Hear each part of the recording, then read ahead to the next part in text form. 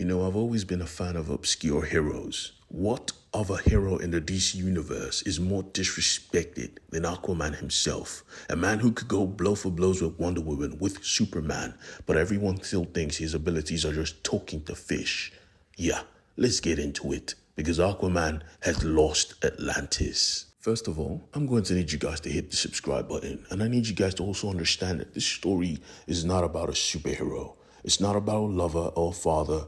This story is about Aquaman, a god killer. And I say that because in this story, he does kill a god. He's not new to this feat, don't get me wrong, but this one was just way cooler. Let me paint you guys a picture. The absolute power event just happened, right?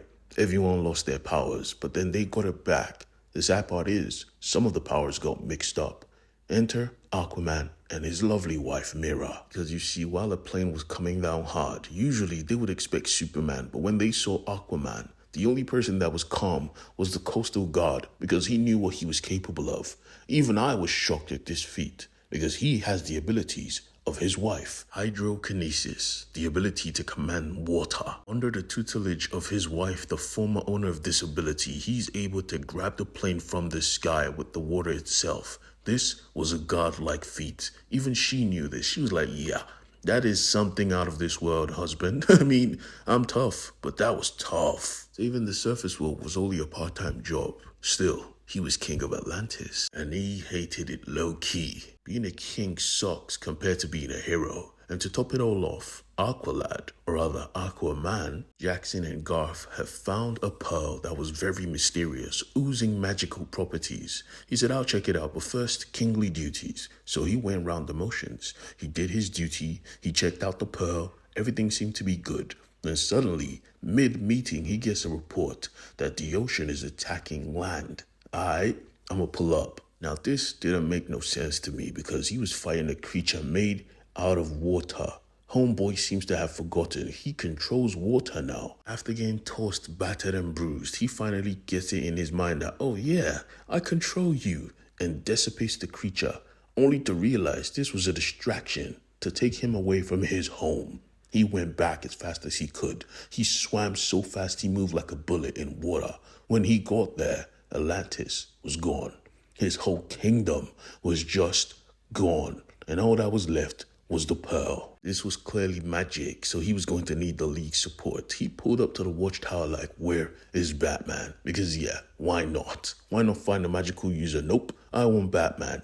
While Zatanna analyzed the pearl, he discussed his options with Batman, because Atlantis was just gone. That shouldn't happen. Worse off, Zatanna realized that this pearl was ancient magic. I mean, she wasn't able to crack it, but she knew the location that magic was pulling towards. And when they went there, they saw a structure like a gateway, and the pearl, well, it powered this gateway, so Aquaman let it do his thing. This was an unknown. He could jump through this portal and die, but this was his kingdom, his people, his wife, his son.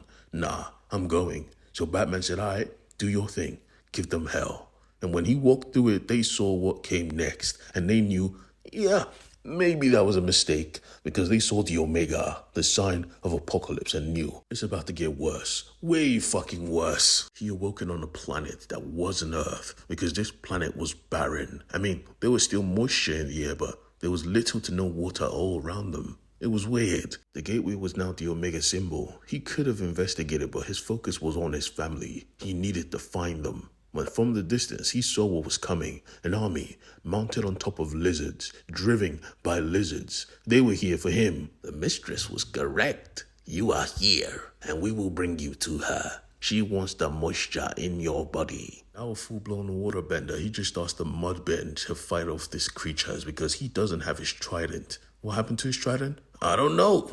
Regardless though, this queen knew he was coming. He was going to find out why. He pulled up to her castle and just walked in, with the lizards laughing in the background like, you walked to your death.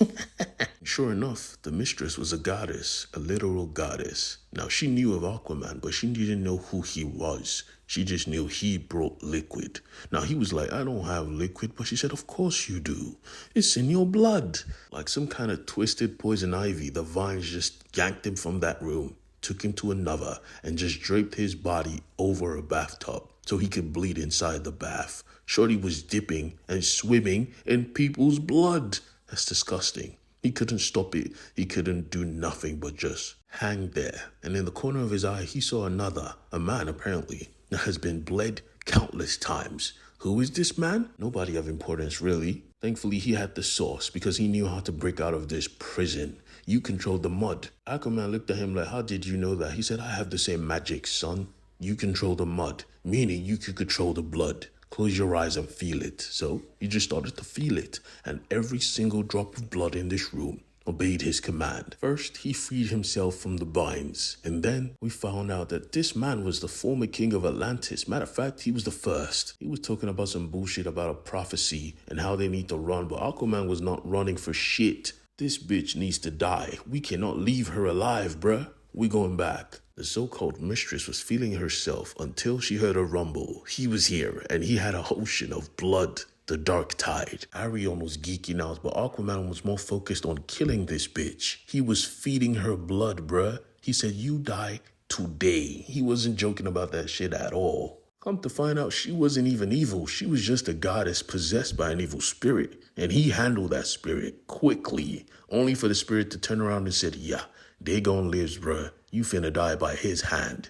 Turning around to see two gods on their knees bowing to him like, you the true king of prophecy, bruh. Take a quick flashback to see a past where Aquaman used to go to the roof, or rather the top floor of the lighthouse. He always comes here to think, but his father was like, why? What's got you thinking, bruh? And he was like, yeah, my classmates used to make fun of you, dad. Like, they say your job is pointless. And just like that, the lights go off. At this moment, he's about to prove why this job isn't pointless, because from the distance, a ship was coming in, and they need the lighthouse to know exactly where to stop, so they don't just wreck. Back in the present though, Aquaman was climbing a whole ass cliff of ice. Now this was easy because he could command the water, but when he got to the top, he was shocked at what he saw. What is this place? The gods just answered, yeah, this place is my home, basically. You brought me home. He was wondering like, I brought you home. Oblivious to the fact that Dagon was watching him and craving his body like, that's my new vessel. He sent his group of bad bitches to go pick him up like, yeah, go get my body, bruh. Disregarding the fact that this guy was so confused, why the hell are you putting up a shield? They answered, don't worry about it, we just needed to make a weapon. He was like, weapon? I need to know where my family is, bruh. Stop telling me no stupid prophecy bullshit. Why the hell was my family taken? He said, who the hell do you think took your family in the first place? It was Dagon, because gods steal. That's literally all they do.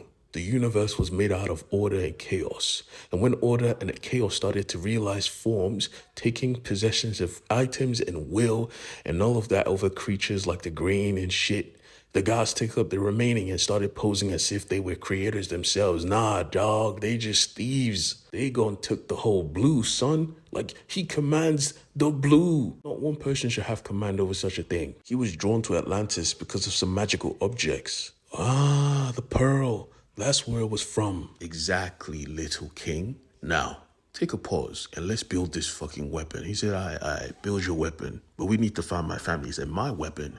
Nah, son, we need your blood.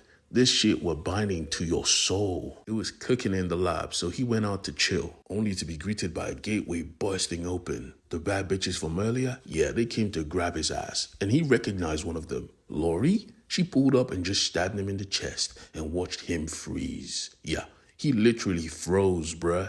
This guy can control water, but he cannot stop himself from freezing. Lord help. It was the fastest kidnapping in history. And even when the gods realized this, they're like, hey, boy, come see your blade. Nah, he's gone. What the fuck?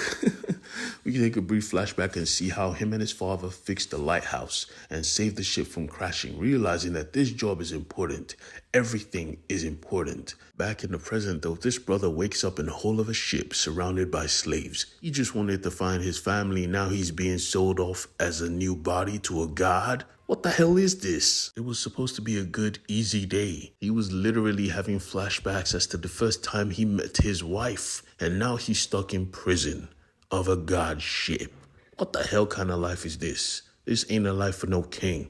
He woke up like, release me, bitch. He said I would if I could, but I can't, so I won't. Basically, Dagon don't play, and he wants your body. Simple, short. Now, let's go. Keep quiet, stay cool, and your trip will be pleasant. The gods, however, were wondering where the hell is Arthur. Now, He could track him, of course. His magics were strong. So she said, all right, let's move then. We need to give him his blade. And so a king and a queen set off on a journey to give a blade to a fishman who can control water, trapped in a chain made of magic, unbreakable. He said, screw that, drew out all the water from the floorboards, made a freaking water grenade, and let that shit blow. It was crazy because it popped him out like a freaking balloon. Now he didn't know where he was, but he was in his element and he could swim. They started to chase him, but he was Aquaman. Not only is he good in the water, now he can actually control the water. You cannot freaking chase me, bruh. He was moving so fast, he didn't notice the actual king and queen coming directly at his face. Aquaman, slow the hell down. Who's chasing you? Yeah, mermaid mercenaries, bruh. And they have blades. They said, we have a blade of our own. This chain, unbreakable. Let's see about that. Snap is split in half. They gave him his trident. Yes, you heard me. That is a trident. A blade that is a trident that can swap between each forms. With this in hand, it was over. You know Aquaman's temperament is to fight and never to run. They were chasing him. He said, nope, I'm coming for you. He found the ship and split it in half. The blade was powerful, and when he swapped it to a trident, it was more powerful. Now, everything before him was prey. Everything was his to kill. Tell your God I'm coming for his head, and I am bringing this badass blade to do it. More to come, because he is in for a shock.